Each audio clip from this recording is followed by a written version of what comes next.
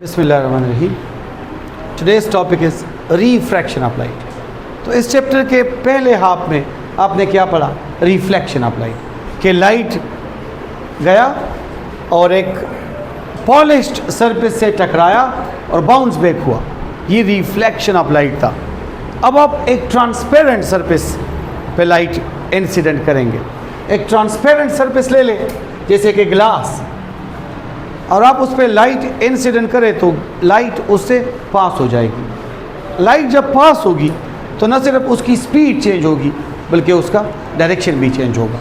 ये refraction of light है। देखें, when light enters from one medium to another medium it changes its direction. Clear है? इसको refraction कहते हैं। तो इसके फिर तीन केसेस हैं। केस वन क्या है कि लाइट रेयर मीडियम से आया, रेयर मीडियम से, रेयर मीडियम किसे कहते हैं? जिसकी डेंसिटी कम हो। रेयर मीडियम यानी हवा से लाइट पास हो गई और लाइट आया और ग्लास से टकराया। ग्लास हवा के निस्बत ज़्यादा डेंसर है, ऑप्टिकली मोर डेंसर है। तो जब लेस डेंसर मीडियम से मोर डेंसर मीडियम में लाइट आएगी तो वो अपने ओरिजिनल पाथ से डिविएशन शो करेगी और ये बेंड करेगी टुवर्ड्स द नॉर्मल लाइन। मतलब आते हुए जो रे है ये इंसिडेंट रे है। इंसिडेंट रे जो एंगल बना रही है ये इंसिडेंट रे है। इंसिडेंट रे नॉर्मल लाइन के साथ जो एंगल बना रही है वो 30 डिग्री है। इसको एंगल ऑफ इंसिडेंस कहते हैं। ये 30 है, लेकिन रिफ्रैक्शन के बाद ये लाइट नॉर्मल लाइन के करीब गई तो एंगल छोटा हो जाएगा। तो जो एंगल ऑफ रिफ्रैक्शन है वो कम होगा। इस केस में एंगल ऑफ इंसिडेंस ज़्यादा होगा, एंगल ऑफ रिफ्रैक्शन कम होगा। अब इसका उलट ले लें। लाइट रेयर से डेंसर की तरफ आई तो नॉर्मल लाइन की तरफ बेंड हो गई। अगर डेंसर से रेयर की तरफ जाए, case number 2, when light enters from optically more denser medium to optically less denser medium, अगर लाइट more denser medium से less denser medium में जाए, हाई डेंसिटी वाली मीडियम से कम डेंसिटी वाली मीडियम में जाए, तो फिर क्या होगा?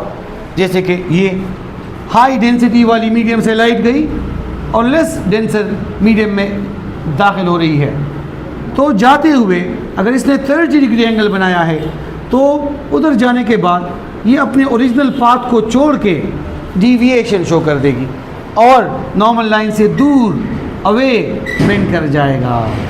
तो जब ये अवे बेंड करेगा तो ये नॉर्मल लाइन के साथ एक बड़ा एंगल बनाएगा। इस केस में एंगल ऑफ रिफ्रैक्शन ज़्यादा होगा। इस केस में एंगल ऑफ इंसिडेंस कम होगा, एंगल ऑफ रिफ्रैक्शन ज़्यादा होगा। एक स्पेशल केस भी है। स्पेशल केस ये है कि अगर लाइट आई और नॉर्मल लाइन के ऊपर बिल्कुल इस तरह आई, बिल्कुल पैरेलल, तो फिर ये स्ट्रेट जाएगी। फिर इसमें कोई डिविएशन नहीं होगी, कोई रिफ्रैक्शन नहीं होगा।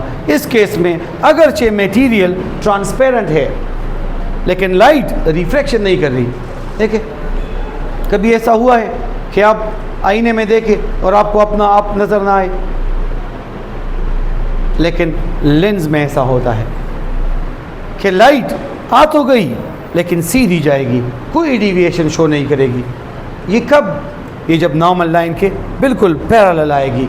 नॉर्मल लाइन के पैरेलल आने में ऐसी क्या ख़ास बात है? असल में लाइट इसके क्रिस्टलोग्राफिक एक्सिस के पैरेलल आ रही है।